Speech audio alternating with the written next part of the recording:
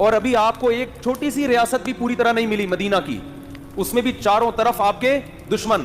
مسجد نبوی جتنی بڑی ہے نا اب, پورا مدینہ نبی کے دور میں اس سے چھوٹا تھا.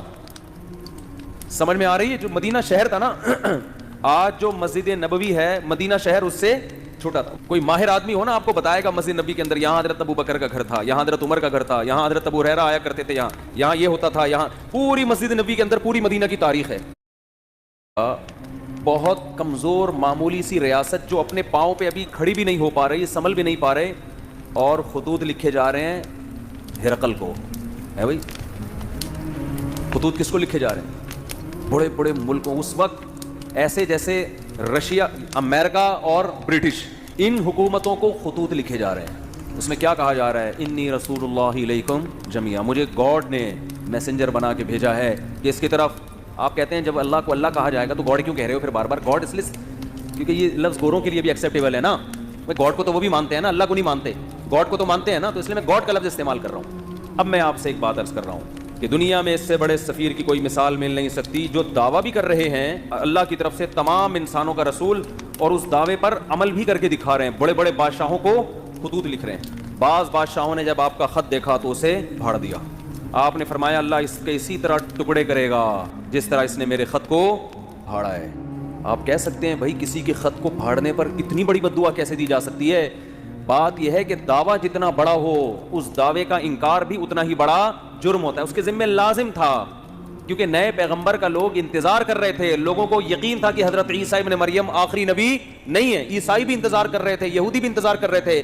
ایسے موقع پہ اگر کوئی دعویٰ کرے تو دعویٰ سنتے ہی اس کو پھاڑ ڈالنا یہ اللہ سے دشمنی لینے کے مترادف ہے. اس لیے رسول اللہ صلی اللہ علیہ وسلم نے فرمایا لا يسمع بی احد من هذه الامه یہودیا کان او نصرانیا ثم لم یؤمن بالذی ارسلت به الا دخل النار. فرمایا میری پوزیشن یہ نہیں ہے کہ کوئی میری دعوت سنے, اس کا دل چاہے تو مان لے, دل چاہے تو نہ مانے. نا نا نا نا نا نا. میری حیثیت یہ ہے کہ اس امت میں کوئی یہودی عیسائی میرے بارے میں سنے اور پھر تحقیق کر کے مجھ پر ایمان نہ لے کر آیا تو اس کا ٹھکانہ جہنم کی آ گئے. اس نے اس کو ویلیو کیوں نہیں دی؟ بالکل اس کی مثال ایسے جیسے کلاس روک کر ایک شخص کہہ رہا ہے مجھے پرنسپل نے بھیجا ہے, اور ٹیچر اس کی بات کو لفٹ کرانے کے لیے تیار نہیں ہے, تو آپ کیا سمجھتے ہیں پرنسپل چھوڑ دے گا اس کو؟ اور وہ کہہ بھی رہا ہے کہ میں سب پوری کلاس کے لیے پیغام لے کر آیا ہوں, اور پیغام بھی بہت اہم ہے. آج لبرل لوگ اعتراض کرتے ہیں نا, یہ کیا بات ہے محمد صلی اللہ علیہ وسلم پر کوئی ایمان نہ لے کر آئے تو جہنم میں جائے گا. اتنی سی باتوں پہ جہنم, یعنی وہ کہتے ہیں نا یہ لوگ ذرا سی بات پہ کہاں پھینک رہے ہوتے ہیں جہنم میں ڈال. بھائی اتنی سی بات ہے نہیں, کیونکہ دعویٰ یہ کہ مجھے خدا نے بھیجا ہے. اب آپ کے ذمے ہے کہ آپ تحقیق کرو کہ یہ اپنے دعوے میں جھوٹے ہیں یا سچے. آپ اس کان سے سن کے اس کان سے نکالنے کا آپشن آپ کے پاس ختم ہو گیا. ابھی آپشن نہیں ہے آپ کے پاس کہ ادھر سے سنیں اور ادھر سے نکال دیں گے یار یہ مسلمانوں کے مذہبی معاملات ہیں, چھوڑو.